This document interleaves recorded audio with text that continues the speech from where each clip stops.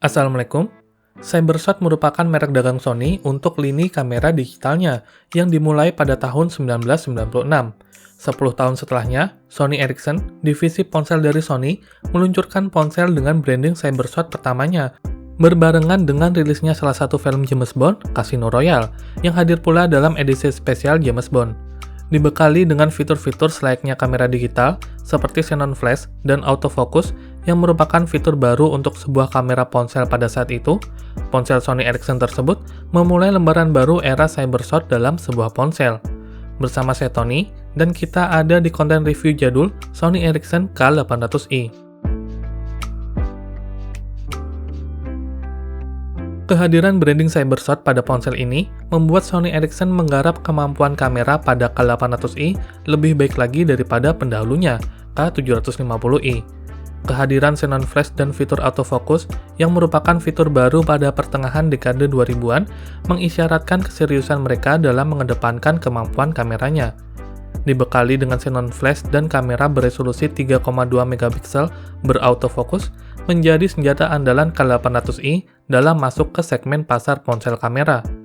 Di tahun 2006, resolusi 3,2 megapiksel merupakan hal baru, karena sebelumnya Nokia N90 dan Sony Ericsson K750i hanya dibekali dengan kamera beresolusi 2 megapiksel saja. Selain kemampuan fotografinya, fitur lain yang menjadi andalan ponsel ini adalah Best Pick, fitur yang memungkinkan kita mengambil 9 foto, 4 foto sebelum shutter ditekan penuh, 1 foto ketika shutter ditekan, dan 4 foto setelah shutter dilepas. Dan kita bisa memilih foto mana yang mau disimpan. Dengan fitur ini, diklaim kita bisa mendapatkan foto terbaik bebas blur. Fitur Pick Bridge memungkinkan kita langsung mencetak foto dari ponsel ke printer menggunakan kabel. Fitur yang cukup mewah pada saat itu dan hanya hadir di ponsel-ponsel kelas atas.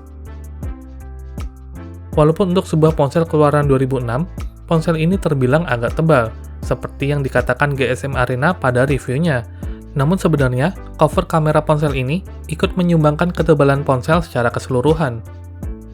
Jika kita melihat desain tutup kamera di W700i, sebenarnya bisa saja Sony membuat tutup kameranya lebih kecil lagi. Tapi kemungkinan karena kehadiran xenon flash menjadi penghalang untuk membuat tutup kamera yang kecil. Namun, cover kamera ini merupakan salah satu fitur yang sangat membantu kita dalam mengambil gambar dengan ponsel ini. Dengan men-sliding tutup kameranya ke bawah, kamera akan otomatis aktif, walaupun keypad dalam keadaan terkunci, dan kehadiran tombol shutter kamera semakin memudahkan dalam pengambilan gambar karena tangan akan memegang ponsel dalam posisi yang ergonomis. Pada ponsel ini juga, Sony Ericsson menambahkan 2 tombol ekstra yang diletakkan di samping earpiece-nya. Bagian atas berfungsi untuk memilih scene, sedangkan tombol bagian bawah digunakan untuk memilih mode gambar. Selain 2 tombol yang didedikasikan untuk fitur kamera, tombol 1, 4, 7, dan bintang juga memiliki fungsi yang spesifik ketika menjalankan aplikasi kamera, terutama untuk pengambilan gambar diam alias foto. Tombol 1 berfungsi untuk mengganti resolusi. Tombol 4 mengganti fokus. Tombol 7 untuk mode tripod yang sayangnya hanya berfungsi pada mode video, dan tombol bintang untuk flash. Sedangkan tombol 3 dan 6 berfungsi untuk digital zoom selain bisa menggunakan tombol volume yang ada di sisi kanan atas. Kalian bisa mengakses tombol 0 untuk melihat fungsi-fungsi tombol tersebut. Tombol joystick bisa digunakan untuk mengganti mode kamera dari foto ke video jika di-slide ke atas. Jika di-slide ke kanan-kiri, berfungsi untuk mengubah settingan exposure compensation-nya. Hadirnya fitur autofocus pada kamera ini membuat kameranya bisa menghasilkan foto yang bokeh atau bagian belakang objek yang ngeblur, yang biasanya hanya bisa dilakukan pada kamera digital saja.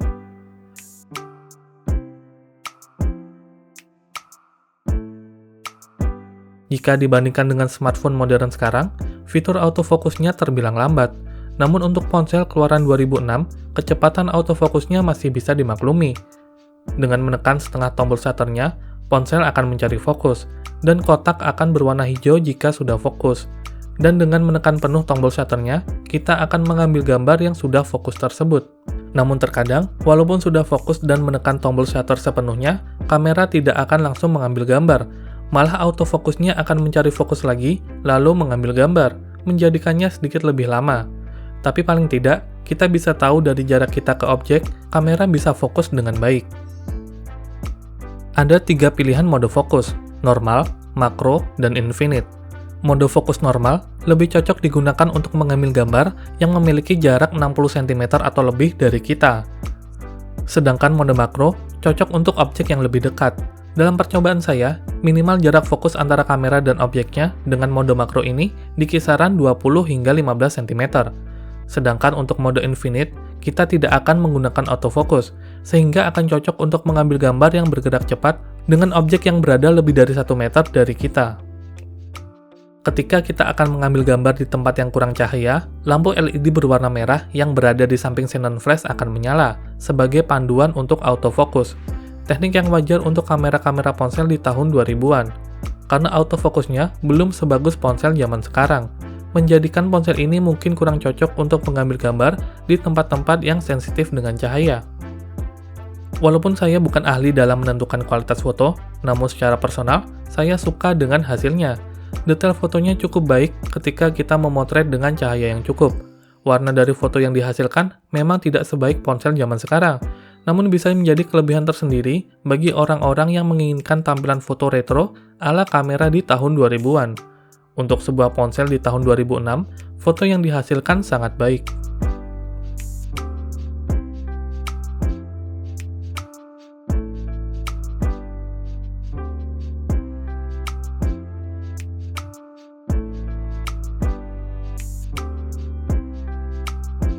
Xenon flash-nya pun cukup powerful, sangat cocok digunakan untuk mendapatkan hasil foto yang terang di tempat yang sangat gelap.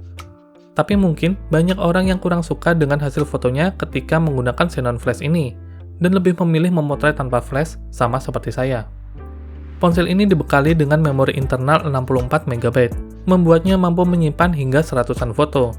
Dan sama seperti produk-produk Sony lainnya, ponsel ini menggunakan slot memori M2, memori buatan Sony sendiri yang harganya relatif lebih mahal dibandingkan dengan SD card.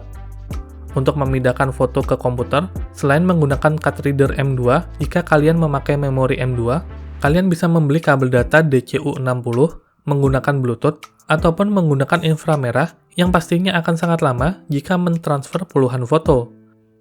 Dan karena saya tidak punya kabel data dan mengirim foto via Bluetooth ke Mac saya selalu gagal, jadinya saya mengirim gambar via Bluetooth ke Nokia N8 saya, yang mungkin akan saya review suatu saat nanti.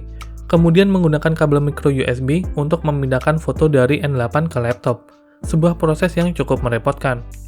K800i juga dibekali dengan kamera depan, yang sayangnya tidak bisa kita gunakan dengan aplikasi kameranya, karena kamera depannya berfungsi untuk melakukan panggilan video dengan jaringan 3G.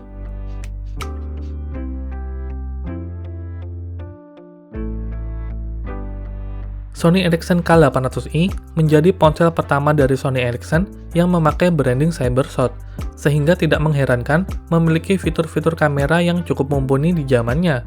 Dan selama saya menjajal ponsel ini, saya bisa menikmati fitur-fitur kamera yang dimiliki oleh ponsel ini.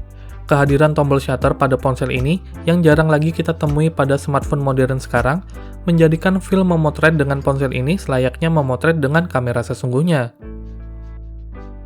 Secara kualitas, untuk ponsel keluaran 2006, kualitas fotonya cukup baik.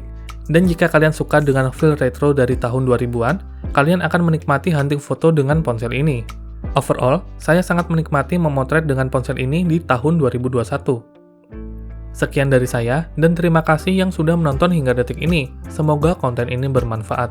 Wassalamualaikum warahmatullahi wabarakatuh.